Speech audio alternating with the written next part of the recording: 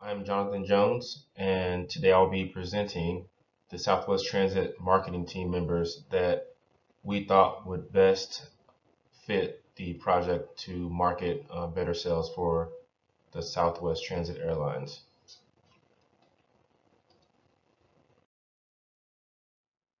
So the marketing team members that we chose were Michael, Natalie, Elizabeth, and Bob.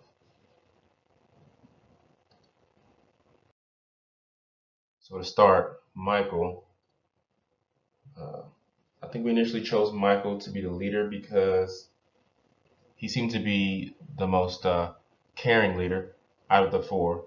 He seemed to be the person that was showed compassion and emotional needs for the people within his team. And then what stood out the most was that he thinks strategically and tactfully, and we thought that would fit as a great candidate for the leader of the team. There's only one downfall was he does suffer from some sort of depressive issues, and we think that the team as a whole, which we'll get into in the next slide, will help build him up through effective communication to recognize that this is a minor setback, but overall, he would be a great leader to start off with the team as far as being compassionate about the other team members in the group in order to excel the team forward to complete the project mission of establishing better sales for the airline.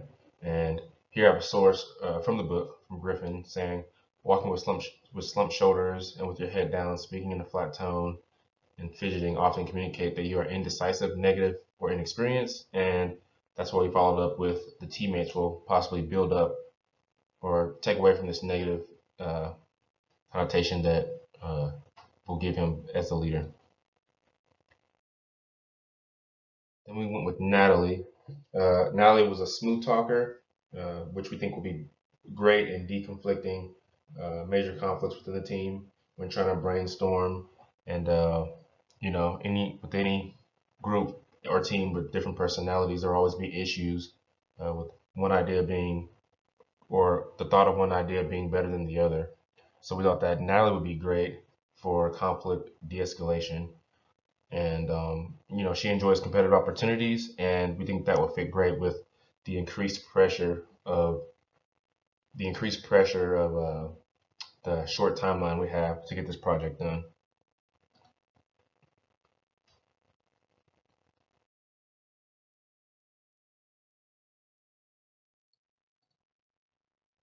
And then next, Elizabeth, she was selected because she enjoys being in a team environment and she thrives under flexibility. And I thought with the time crunch that fit perfectly with what we had to work with.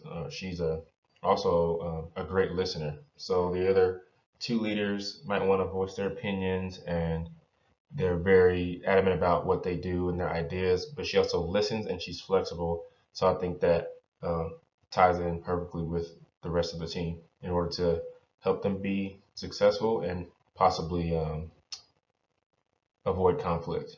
And also, it says she's hesitant with branching out with unfamiliar territory, and that's why we're going to go into the next candidate, Bob. He's a tenured guy, and with his experience, I think he would help support the rest of the team by smoothing over some of the inexperience and questions. Uh, from him being within the company so long, I think a tenured guy is always very useful when a new team is joining together in order to find or bring old concepts into new concepts and bring a better understanding to the team as a whole.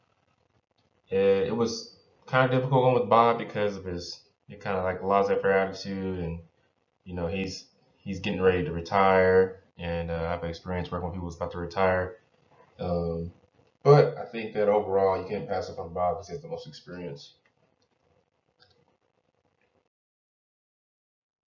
So yeah, member consensus. I think it was Bob that we had the most difficult time uh, selecting as the member we wanted to run with, just because he was on the brink of retirement, and we thought that his nonchalant attitude about everything could kind of hinder the team if they're really focused and driven and trying to excel and get things done.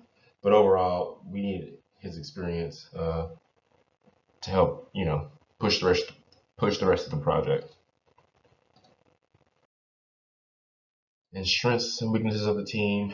So there's a lot of strengths. I think the primary strengths of the team was the conscientious leadership. A lot of the characteristics of these people were saying that they wanted to uh, be involved as a team. They were concerned about others. They were great listeners.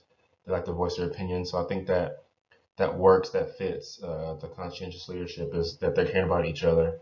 And then the teamwork, like I just said, they want to work together, and adaptability.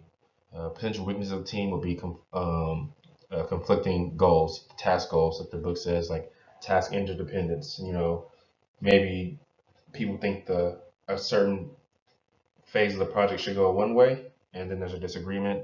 And then if someone specializes in a specific area, they want to make sure we are good communicators. Management needs to make sure they voice the communication. That way, there's no interdependence, and all the task goals can be communicated across the line. That way, each team member can know what's going on and not be confused about anything. And strategies for effectiveness. I like the McClelland's motivational theory, because I feel like each one of the candidates have a specific part of this theory that motivates them. And so here, I got it from another source, Penguin. It says that the McClelland's human motivational theory states that every person has one of the three main driving factors or motivators: the needs for achievement, affiliation, or power.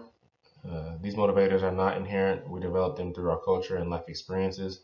So I think Michael's achiever, the way he, strategically thinks. Natalie, she likes to voice what she thinks is right. So she's a strong, powerful motivator. Elizabeth, same thing, the need for affiliation, because she likes to be part of a team, but she's also a good listener. And Bob as well, he wants to help. So I think those are great assets for the team. And as management, I think that, pushing this concept of the human motivational theory of McClelland's is what will guide them specific tasks that caters to um, their driving motivators to help excel the team's success. And conscious capitalism within a team. I may have gone over this already, but I think that the team embodies this because of the characteristics that they have. They complement each other, and I'm assuming that since they complement each other, as well as we have someone that can de-escalate conflict, it will make themselves as well as the Southwest Transit successful in the marketing plan. And as far as like the stakeholders orientation and getting, deciphering who's who and what works best, I think that played a role in the team selection process, by creating a valuable team that's beneficial for all stakeholders. And here are my references. Thank you.